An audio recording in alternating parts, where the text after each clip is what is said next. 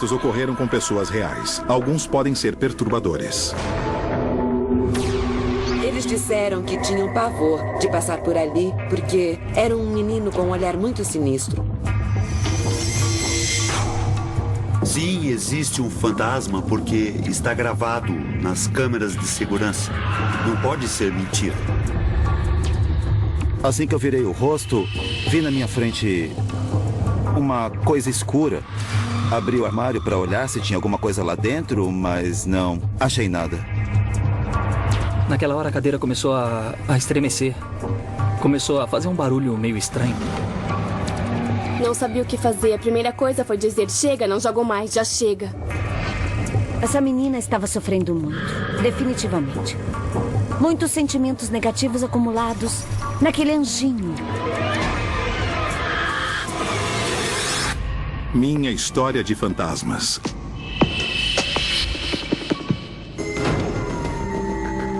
Era um menino com um olhar muito sinistro. Então, por curiosidade, eu disse, me mostre onde é. Quando me virei para ver se o menino estava lá, nesse momento, eu fiquei pasma. Eu já não tinha palavras para dizer. Mamãe, é aqui. Aqui está o túmulo do Beto. Betito. Minha história de fantasmas começa há vários anos. Distrito Federal, México. Quando acompanhei minhas primas ao cemitério Jardim, porque elas tinham vontade de conhecer o túmulo onde ficou nossa avó materna. Depois de conhecer o lugar onde está a minha avó, me levaram também ao lugar onde estava sepultada a mãe delas. Quando estávamos andando para lá, me contaram que quando sepultaram a mãe delas, os coveiros comentaram que um menino aparecia pelo cemitério e fazia brincadeiras. E elas perguntaram onde está o menino. Então, um coveiro as levou onde estava sepultado. O menino, eles disseram que lhes dava pavor passar por ali, porque era um menino com um olhar muito sinistro. Então, por curiosidade, eu disse, me mostrem onde é. Quando chegamos ao lugar onde estava o menino, eu vi que ele parecia, assim, muito sinistro, mas era porque havia muito limo na cara dele e nos bracinhos. E então, dentro de mim, eu ouvi uma vozinha muito baixinha me dizendo, você não tem medo de mim? Será que pode lavar o meu rosto? Então, eu também em pensamento disse a ele, sim, voltarei em 8 dias. E você será lavado. E fomos embora. E quando cheguei em casa, eu comentei com a minha filha e com meu marido o que tinha acontecido. Minha história de fantasmas começou no dia em que acompanhei minha mãe ao cemitério Jardim. Porque ela tinha comentado com a gente que havia uma tumba que as minhas tias disseram que era muito assustadora, muito feia. E eu disse a ela, claro, mamãe, eu acompanho a senhora. E depois de 8 dias, nos preparamos e levei meus instrumentos para limpar a carinha dele. Mas, para minha surpresa, eu não me lembrei onde estava sepultado o menino. Dei várias voltas pelas ruas, mais ou menos por onde me lembrava que disseram, mas não cheguei lá. Em dado momento, me desesperei e disse que me dava por vencida, que não ia achar o túmulo do menino. Nesse momento, no caminho, ela acabou desviando, ela fez uma curvinha e seguiu reto. Nesse momento, atravessou a rua uma criaturinha pequena, caminhando, correndo e se virando para trás. Um menino. Tive de frear tão bruscamente que o carro morreu. E eu disse, mas como podem soltar uma criança assim? E eu desci do carro muito brava. Eu ia dar uma bronca na mãe, porque ela o soltou e o menino saiu correndo por uma avenida do cemitério. Quando eu me virei, não havia ninguém, não tinha ninguém atrás do menino. E ele tinha simplesmente desaparecido diante de nossos olhos. E o carro parou. E eu, por estar distraída, preparando a minha câmera, eu bati a testa no vidro. Fiquei com um galo na testa. Mas nessa hora, minha mãe me falou: espera, eu vou descer porque eu quero ver onde é que está a mãe do menino. E eu disse: tá bom, mamãe. E também desci. E assim que eu saí do carro, eu vi o túmulo do Betito. Mas quando eu me virei para ver se o menino estava lá, nesse momento, eu fiquei pasma. Eu já não tinha palavras para dizer: mamãe, é aqui. Aqui está o túmulo do Beto. E a minha mãe viu que não havia ninguém perto de nós, não havia gente, nem o menino. Então, aí sim, eu também tive calafrios. E a minha mãe também ficou assim, dizendo que tínhamos achado a tumba do Betito. Saí do carro, peguei meus apetrechos e comecei a limpar o rosto dele. Minha filha tinha preparado a câmera Polaroid para ir tirando fotos assim que chegamos. E assim que vi que aquele era o túmulo, ela começou a tirar fotos.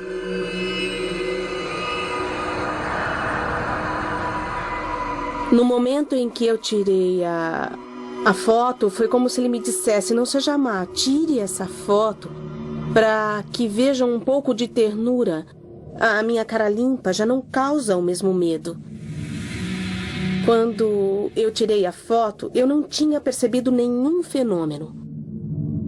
Mas quando a minha mãe me mostrou, eu fui a primeira a dizer: aqui tem o rosto de alguém.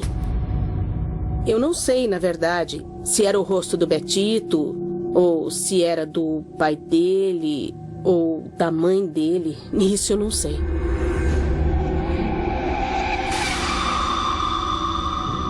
Nesse momento eu não dei importância. Colocamos as nossas flores e então fomos para casa. O ano passado eu tive uma gripe muito, muito forte, com febre por muitos dias. Mas com o tratamento de antibióticos que o médico me deu, a gripe cedeu. Aí um dia, meu marido e meus filhos foram até a cozinha fazer o café da manhã. Então, meu marido disse que ouviu passos e pensou que fosse eu. Mas eu, quando acordei, vi que estava parado ali. E ele me disse: você não tem medo? E eu disse que não. Ele disse: amanhã é dia 1º de novembro. Você vai lá me visitar? Eu disse que sim. Sim, a gripe tinha passado, não tinha tanta febre, eu iria. Eu disse: você quer uma bola? E ele me disse que não queria uma bola, mas queria que eu levasse para ele um carrinho que o meu filho ia dar. Meu filho tem 21 anos, mas ele é deficiente mental. E tem a cabeça de um menino de 7 anos, por isso Betito me disse: eu vou te dar um beijinho. E me deu um beijo úmido na testa. Aí ele disse: vou embora, seu marido vem vindo. E se dissolveu por completo na minha frente e desapareceu. Meu marido chegou e disse: você se levantou? Eu disse que não. É que ouvimos passos. Eu disse não. E que ele não ia acreditar, mas que Betito tinha aparecido para mim. Aí o meu filho disse: eu sei, mamãe. Ele quer o meu carrinho roxo. Vamos levar para ele amanhã. Então eu disse: bom, realmente? Como ele se comunicou com meu filho? Eu perguntei para o meu filho quando ele tinha aparecido e ele disse: não, ele não apareceu. Ele me disse no ouvido que amanhã é para a gente levar o carrinho roxo. E no dia seguinte fomos deixar o carrinho. E naquele dia encontrei um coveiro que me disse que havia referências a um menino que jogava bola e que esse menino tinha uma bola nas mãos e que quando procuravam por ele, nunca o encontravam, não estava em lugar nenhum. Mas que viam quando o menino corria para o seu túmulo. Para nós, ele já faz parte da família. Porque sempre vamos visitá-lo, sempre que vamos ao cemitério no Dia dos Mortos. Tem também o Dia do Menino. Às vezes nós vamos vê-lo. E eu sinto que ele é como um irmãozinho para mim. Porque nos ajudou em muitas coisas. A mim, ele ajudou muito. Eu fico até sem palavras. Porque tudo o que ele já fez por nós, todos nós ficamos espantados. Minha história de fantasmas. Minha história de fantasmas. O museu estava fechado. E vi quando a luz entrou. Na mesma hora caiu a flâmula. Foi impressionante. Os vigias comentaram que algumas noites, quando estão fazendo a ronda deles, sentem que tem pessoas entrando nos banheiros. Ou escutam uma porta abrir ou dar uma descarga.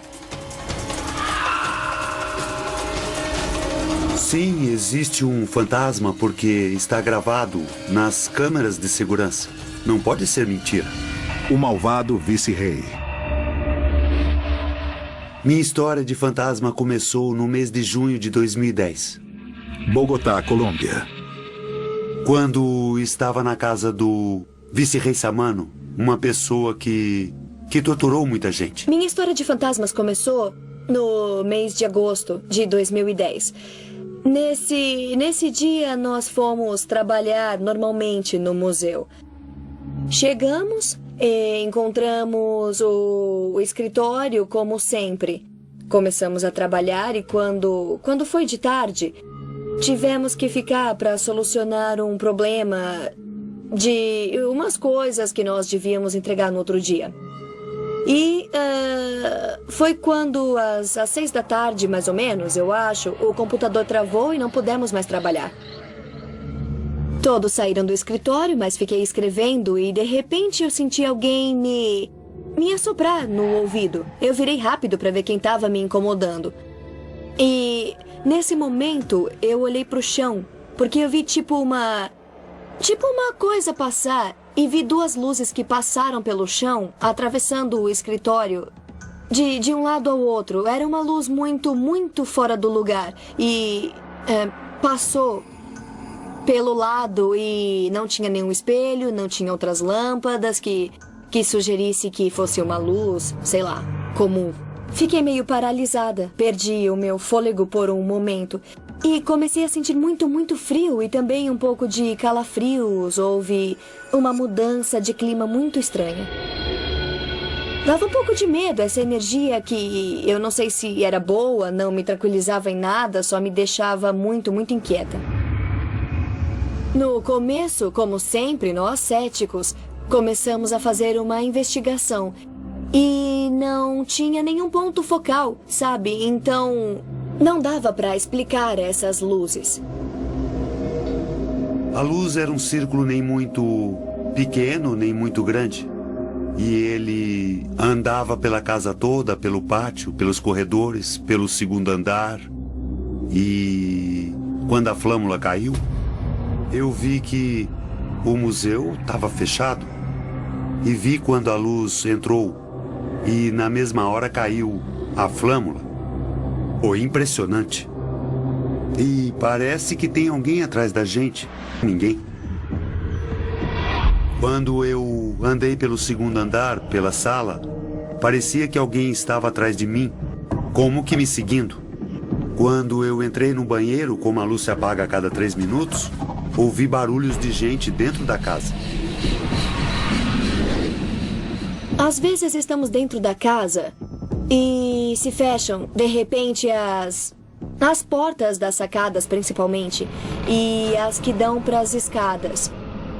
E lá não há correntes de ar que façam com que essas portas se fechem, sozinhas. Os vigias comentaram que algumas noites, quando estão fazendo a ronda deles, sentem que tem pessoas entrando nos banheiros. Ou escutam uma porta abrir ou dar uma descarga no banheiro. As torneiras abrem quando você olha para as câmeras de monitoramento, não tem ninguém. Quando você vai para o segundo piso, você sobe a escada e você sente que tem alguém atrás de você e ouve os passos. Quando você dá um passo ou sobe outro degrau, sente que alguém segue você. Durante muito tempo, as câmeras de segurança presenciaram ou registraram esse tipo de luzes brancas que passavam e redondas que passavam por toda a casa, principalmente pelo espaço da casa velha, não da parte que tinha sido restaurada.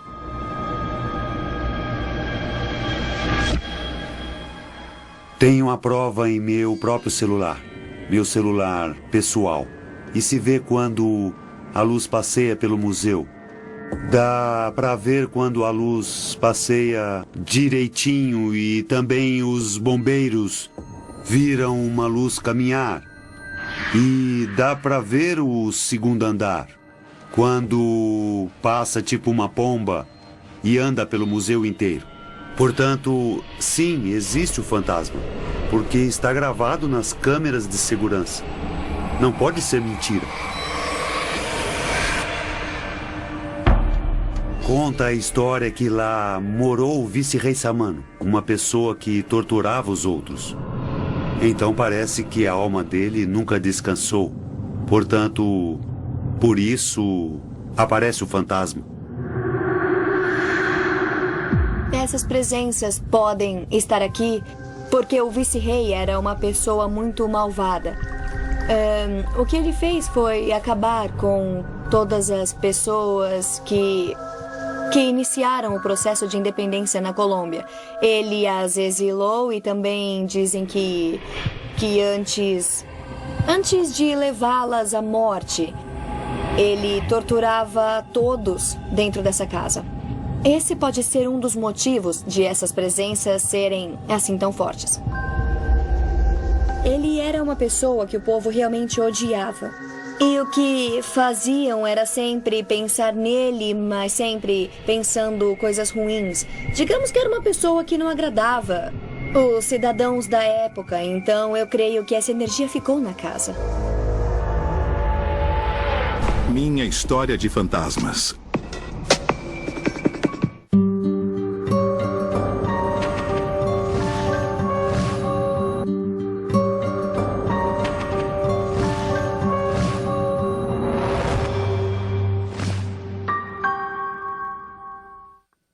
Minha história de fantasmas. E assim que eu virei o rosto, eu vi na minha frente uma coisa escura. Eu sentia uma espécie de dualidade entre curiosidade e medo. Mas prevaleceu a proteção do meu filho que estava comigo. Eu abri o armário para olhar lá dentro, para ver se tinha alguma coisa, mas não achei nada. Para dizer a verdade, o que mais me impressionou foi o fato de estar frente a frente com um ser desse tipo. Uma estranha visita. Minha história de fantasmas começa mais ou menos em novembro de 1997, quando comecei a morar na casa dos meus sogros, que nos cederam o andar de cima da casa para morar com minha esposa e filhos. E meu filho mais velho nasceu em outubro. Lima, Peru. O fato é que um dia, sei lá, não lembro, devia ser 2:30 ou 2:45, eu resolvi descer ao andar térreo onde fica o quarto da minha sogra. Não tinha ninguém em casa. Eu deitei o meu filho mais velho, que tinha alguns meses de idade, coloquei ele na cama da minha sogra. E na hora que eu me deitei ao lado dele, eu senti uma espécie de frio que me invadiu. O frio vinha do lado oposto, onde eu estava, de frente para a porta, não tinha janelas abertas.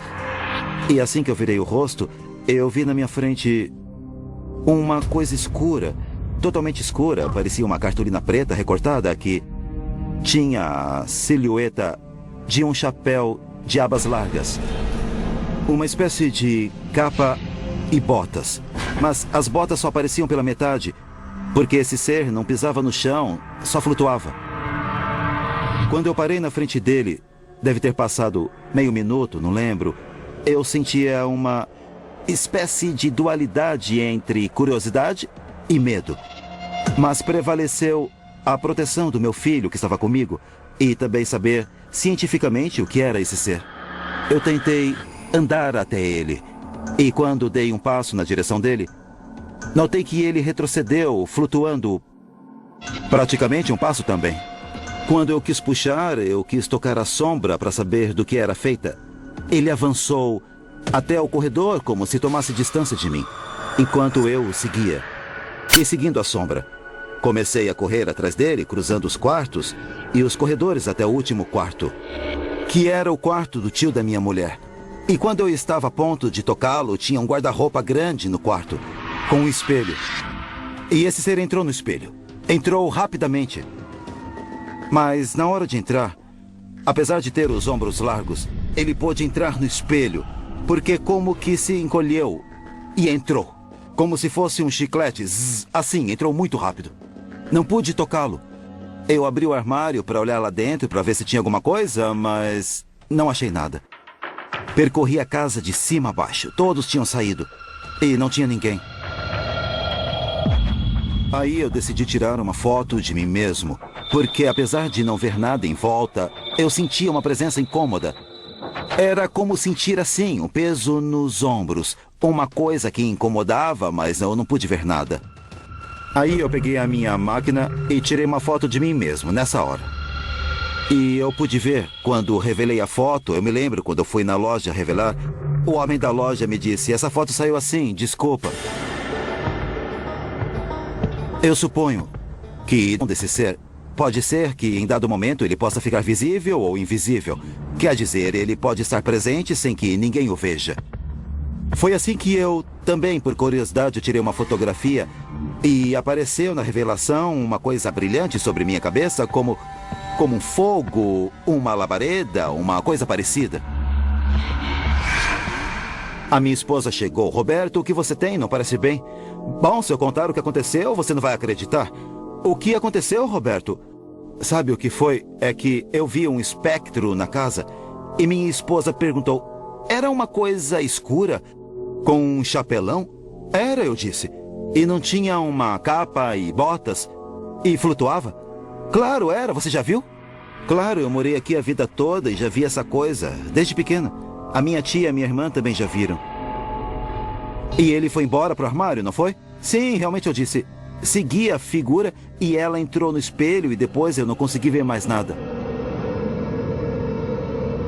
Essa, digamos, foi a primeira vez que eu pude ver uma coisa desse tipo, sei lá, que ninguém teve que me contar. Porque muitas pessoas podem ter contado, mas ver não é a mesma coisa. Mas, na verdade, é muito impressionante mesmo presenciar e ficar frente a frente com um ser desse tipo. Eu estava trabalhando no computador à noite, fazendo meus trabalhos para o estabelecimento de ensino onde eu dou aulas. Eu preparava uma publicação no computador que ficava num canto da casa.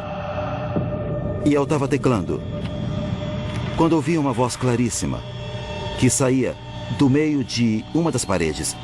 E a parede é de concreto. Se a pessoa fizer um buraco do outro lado, digamos, a voz poderia passar. Mas a voz nascia da parede. Uma voz fraca, de mulher, claríssima, que dizia, jovem longo. Parei de teclar na máquina e me senti um pouco como se, digamos, o barulho tivesse vindo da rua, não era bem uma presença. E continuei a teclar no computador. Eu parei um momento porque eu tinha que pensar no que escrever. E o teclado começou a saltar sobre a mesa do computador, sozinho. Pum, e o teclado caiu. Então eu disse, não estou tendo visão. O teclado está saltando, eu acho que vou parar com isso. E coloquei os cotovelos sobre o teclado com o meu peso, assim, para ver, como um desafio a esse ser, para ver. E sabe o que foi que aconteceu? O móvel inteiro começou a pular, pum, pum, pum, com o teclado e tudo. Assim, de baixo, e eu pulava junto com ele. E minha mulher, que estava dormindo, devia ser 2 da manhã, com os meus filhos, me disse, Roberto, a TV tá ligada? Eu ouvi vozes, o que você está fazendo? Não, eu tô no documento, eu não contei nada, porque eu não queria que ela ficasse preocupada, que perdesse o sono. Desliguei o computador e decidi ir dormir. No dia seguinte, continuei a trabalhar mais ou menos na mesma hora, porque eu não tinha terminado meu trabalho. Desta vez, a voz da parede não me disse jovem, agora ela me disse Roberto, meu nome. Eu pensei, meu Deus, na verdade, essa coisa me conhece. Ou ouviu dizer meu nome, de repente, por minha mulher, meus filhos, e ela está se manifestando, quer se comunicar. Aí sim, eu senti muito medo de me comunicar com aquela coisa. Eu não quis me comunicar e continuei a teclar, a escrever. Até essa altura, pensei, bem, vamos tratar de viver a situação. O que aconteceu deve ter explicação científica. Mas eu não pude explicar para minha esposa o que aconteceu. Eu não quis. Como moramos no andar de cima, temos uma sacada que dá para a rua. Da sacada até o chão, deve ter, sei lá, uns 6 metros pelo menos. Ou seja, nada pode subir da rua para a sacada, só se for com uma escada. Estávamos conversando para a sacada. E nessa hora a porta, na parte inferior, começou a se mexer assim, como se alguém tivesse dado um chute. Ela estava sentada ali, eu aqui e a porta no meio. Roberto olha a porta. Eu vi, foi o vento, não tem importância. E a porta, pum! De repente se abriu e bateu na parede, pum, pum! Com uma violência incrível. Quer dizer, para abrir a porta desse jeito, só de fora e com um grande chute. Ela gritou. Meus filhos se assustaram. Eu tratei de acalmá-la e saí na sacada. Não tinha nada, não tinha ninguém, nada. Olhei da sacada para a rua, olhei dos dois lados. Ninguém. Eu desci no andar de baixo. Olhei os quartos. A família da minha mulher, o tio, a avó dela, a minha sogra, todos estavam em suas camas e estavam dormindo. Eu estava incomodado, muito incomodado, e tentava achar uma solução para fazer esses seres irem embora da minha casa, de nos deixar em paz. Então comecei a ler a Bíblia. Peguei uma Bíblia e comecei a ler. E achei uma parte que informava que nós, seres humanos, vivemos cercados de seres invisíveis que são praticamente... Não podemos dizer que sejam demônios em especial, mas que não podemos ver porque são espirituais, que em alguns casos podem ser bons e em outros ser malignos. E que quando alguém invoca o Espírito Santo, a situação como se reverte em função do poder de Deus. Então eu invoquei o Espírito Santo. Espírito Santo, peço, por favor, que entre neste quarto, nesta casa, e que tire toda a manifestação negativa que tenha aqui dentro. E nessa hora, eu senti a casa menos pesada. Era igual quando a gente chega cheio de areia e toma um banho e nos sentimos limpos. Então eu pude notar que estava funcionando a invocação do Espírito Santo. E daí, diminuiu porque não desapareceu totalmente, mas melhorou bastante. Para mim, praticamente essas visões não têm explicação lógica nem científica. Eu não tenho nenhuma resposta científica para isso. Mas que existe alguma coisa que não se vê, mas que se manifesta, existe. Minha história de fantasmas.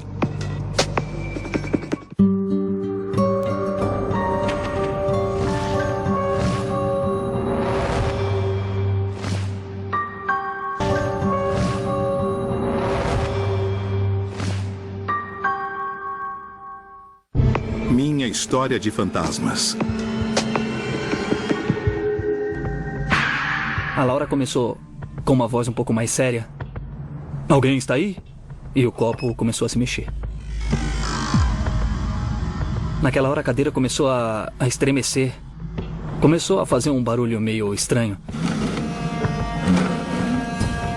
Eu não acreditava nessas coisas. Pra mim não existiam. Não sabia o que fazer. A primeira coisa foi dizer: chega, eu não jogo mais, já chega. Jogos perigosos. Minha história de fantasmas começou no fim de novembro de 2010. Montevidéu, Uruguai. Eu estava com meu primo Damian hospedada na casa dele. E ele sempre gostou dessa história de jogar Ouija, sabe? O jogo do copo. De outro mundo, ele sempre gostou. A minha história de fantasma começou em novembro de 2010. E, se não me falha a memória, foi no dia 28. Eu consegui um tabuleiro Ouija e aproveitei que a minha prima Ela estava em casa com uma amiga e decidimos jogar. Então foi... Na verdade, eu liguei pra ela e falei: e aí? Você quer? Vamos jogar hoje à noite? Então nós chegamos, comemos umas pizzas, vimos um pouco de televisão, conversamos. E aí, numa determinada hora, nós decidimos jogar. Então nós fomos pra sala de jantar. Então eu tinha levado Eu coloquei no chão, eu levei também um gravador de áudio e uma câmera. E só isso, eu preparei a câmera, liguei o gravador de áudio e pronto, nós começamos. Nos sentamos e começamos a jogar. Pusemos os dedos e no começo as perguntas eram mais em tom de brincadeira, não ia dar em nada. Mais ou menos que por intuição eu falei, vamos todo mundo colocar os dedos em cima do copo. E foi exatamente isso que a gente fez. Então eu falei pra Laura, fala alguma coisa, o que você queria dizer pra chamar alguém. E aí a Laura começou, tem alguém aí? Algum espírito, alguma coisa? E a gente olhava e não acontecia nada. Mas é claro que eu achei que não era nada, eu achei que era falta de concentração, eu achei que ninguém estava a fim de jogar, mas depois quando a gente entrou de cabeça no jogo, aí sim. A Laura começou com a voz um pouco mais séria. Alguém está aí? Foi justamente aí que o copo começou a se mexer pro sim. O clima foi sendo preparado e o jogo foi melhorando e jogamos de verdade. E o copo começou a se mover. E aí não acreditei no que estava vendo. Não foi nada demais e mesmo assim a minha prima já estava meio assustada. E naquela hora a cadeira começou a estremecer. Começou a fazer um barulho meio estranho. E a minha prima já não queria mais saber de nada. E a cadeira, de repente, do nada, ela começou a sair abruptamente voando. Ela saiu meio que deslizando pelo meio da sala. Primeiro pensei que era um deles que estivesse fazendo uma brincadeira. Quer dizer, eu não acreditava. Pra mim, isso não existia. E a cadeira, se mexer sozinha, isso era uma coisa impossível. Então eu tinha certeza de que os dois estavam de brincadeira. Eu não acreditava nisso. Mas não. A cadeira começou a fazer barulho e quando se mexeu, eu vi os dois e não havia possibilidade de que fossem dos dois. Eu fiquei gelada. Não sabia o que fazer. A primeira coisa foi dizer, chega, eu não jogo mais, já chega. Daí a minha prima tirou o dedo e o copo parou de se mexer. E pelo que eu andei lendo por aí, é ruim largar, de repente, assim, tirar o dedo do copo abruptamente e deixar o espírito pendente, porque é como...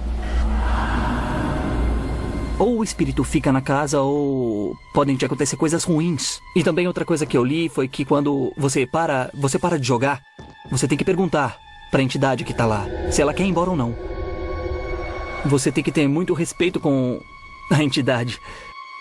Embora assim do nada mostra falta de respeito e coisas ruins podem acontecer. Ela simplesmente fez isso e ficou angustiada e... Eu tava com a minha amiga Laura tentando reanimá-la, dizendo, tá tudo bem, nós estamos todos bem. Foi muito estranho, uma sensação como uma coisa sobrenatural estava lá.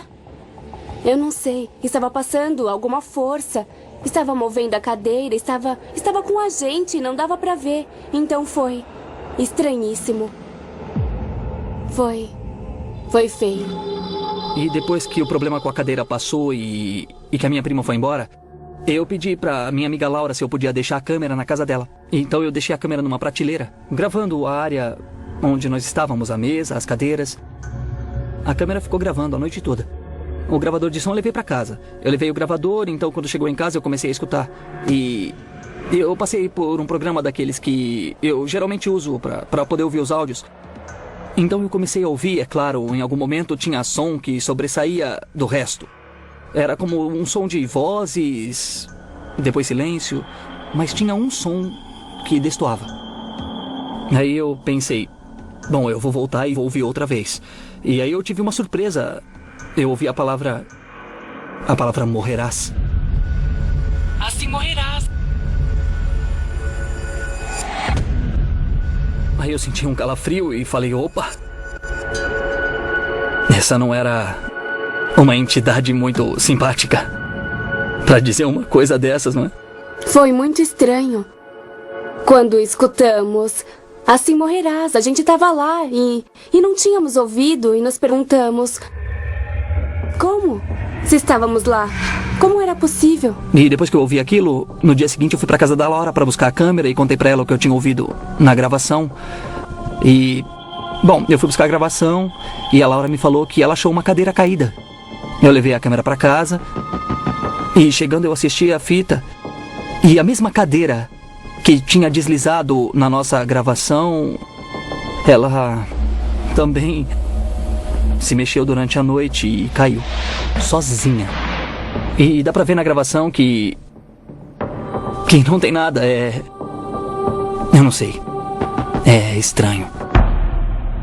Eu comecei a me perguntar o que podia ter acontecido. Antes dela morar naquela casa, a casa foi um asilo geriátrico. Foi um lar de idosos. E, bom, pode ter sido um deles, talvez seja essa a explicação. Talvez tenha sido alguma pessoa que morreu ali. Com certeza alguém tinha morrido ali. Então era como se o espírito tivesse ficado lá. Então, pra mim, era isso. Aconteceram as circunstâncias para que ele se manifestasse.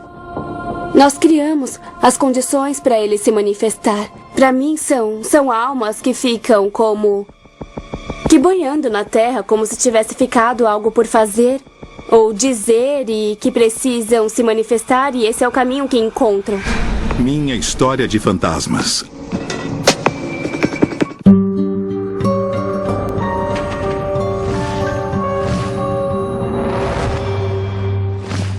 Eu.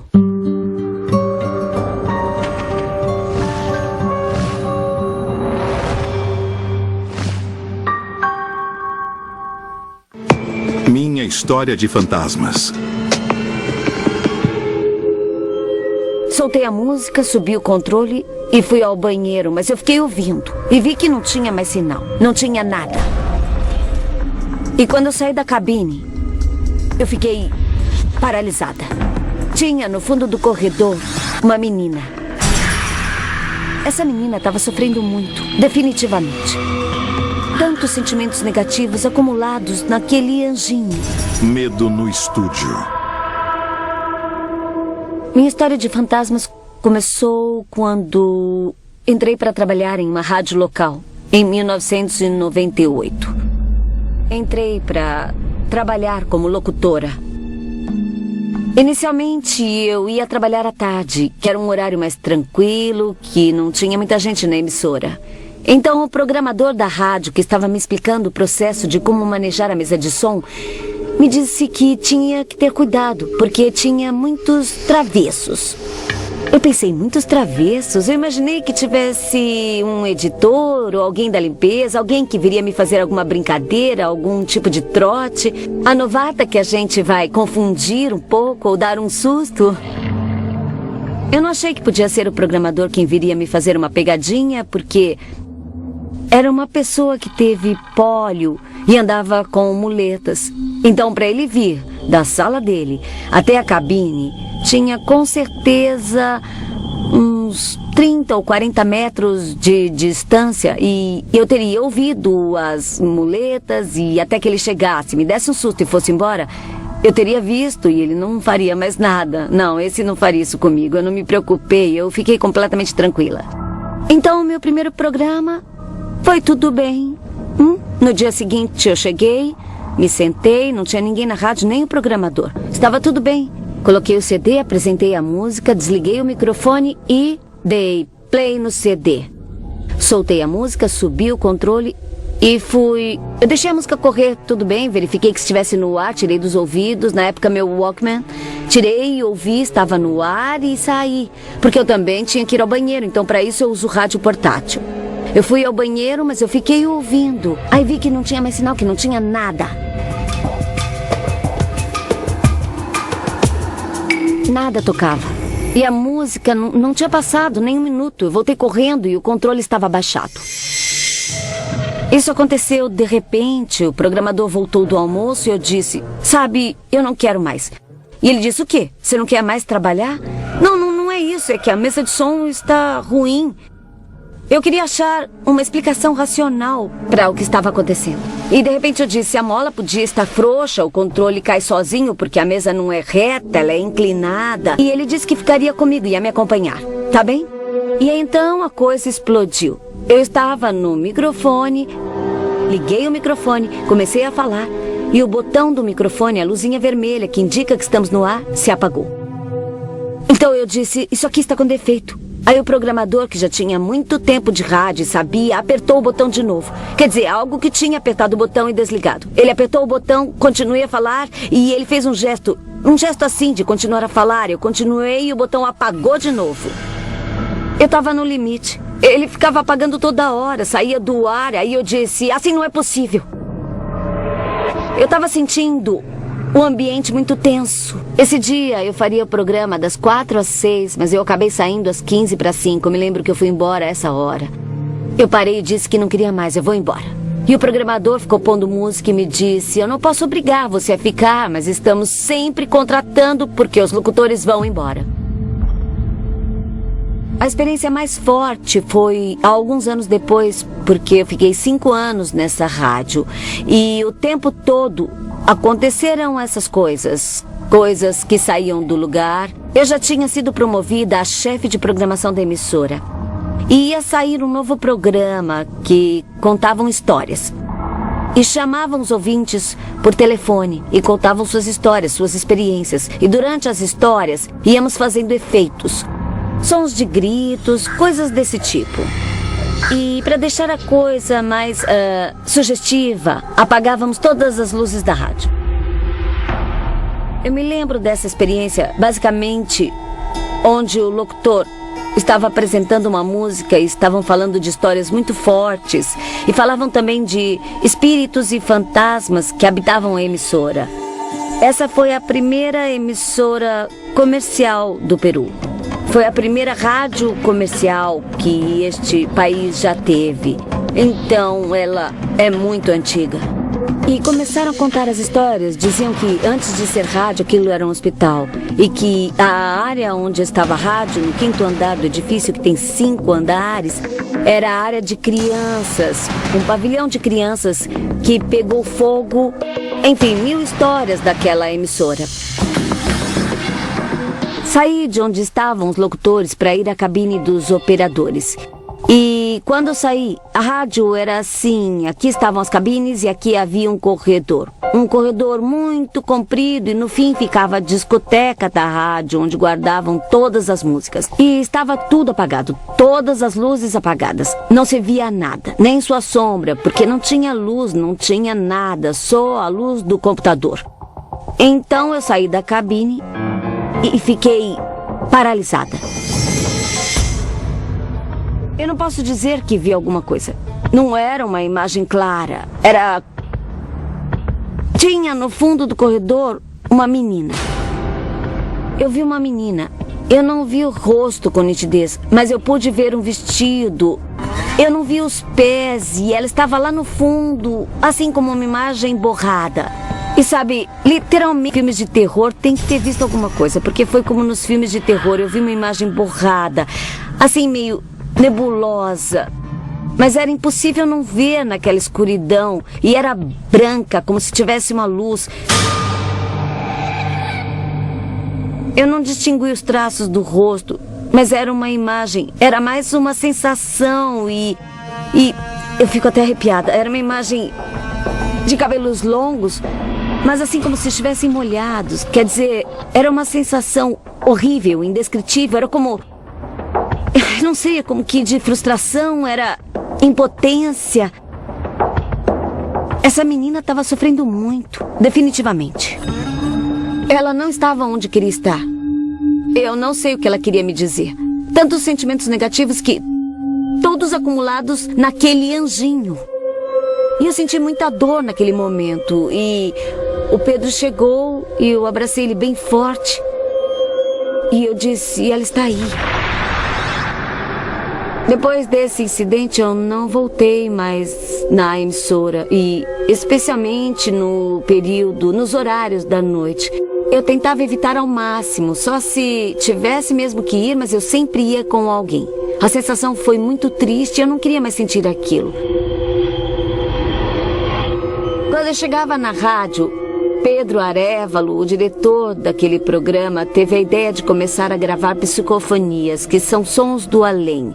Ele começou a gravar psicofonias porque no fim eram mensagens de áudio totalmente imprecisas para o estilo do programa e para o veículo de transmissão, a rádio. Então, começamos a gravar muitas psicofonias, mas algumas foram casuais. Como, por exemplo, um dia em que eu estava em uma entrevista na minha cabine e a gente tinha assegurado de que os canais não se misturassem às outras frequências para termos um sinal limpo só para o microfone, sem outros sinais. Isso serve para assegurar a qualidade de áudio, basicamente. Então eu estava na entrevista e no momento de ouvir a entrevista para poder editar, eu ouvi uma voz lá no fundo, que para mim era um grito que dizia: mamãe.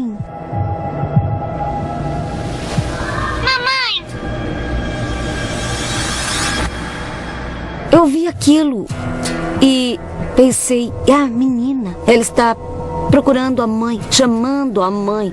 Eu não relacionei isso ao chamado da mãe, mas eu pensei que era a menina e tive um flashback do que tinha acontecido aquele dia. Basicamente, aquela silhueta do fundo, iluminada, mas borrada. Então, a essa imagem de fundo, eu associei o som mamãe. E senti que ela estava procurando a mãe dela. Foi o que aconteceu, por isso eu senti que ela estava perdida, por isso eu senti o sofrimento dela, porque ela estava procurando a mãe dela. Psicofonia. Eu acho que ela era um anjinho perdido, que na verdade estava procurando a mãe. E que se conectava com alguém que era sensível, nesse caso eu, que tinha um forte instinto maternal, como quase todas nós, mulheres, temos. E basicamente porque eu era a única mulher da rádio. Nessa emissora, na época e durante quase 2 anos, eu fui a única mulher locutora trabalhando na rádio. Então, não tinha mais ninguém para ela chamar de mãe, não é mesmo? Eu comecei a sentir uma rejeição pela rádio. Eu já não queria mais estar lá. Eu não ouvia mais rádio. Depois de passar toda a minha carreira nisso, desde a universidade, meu mundo era rádio. Eu já não queria ouvir rádio. Porque depois da história da psicofonia, sempre que eu ouvia a rádio e as frequências se misturavam, eu esperava ouvir algo mais. Minha História de Fantasmas.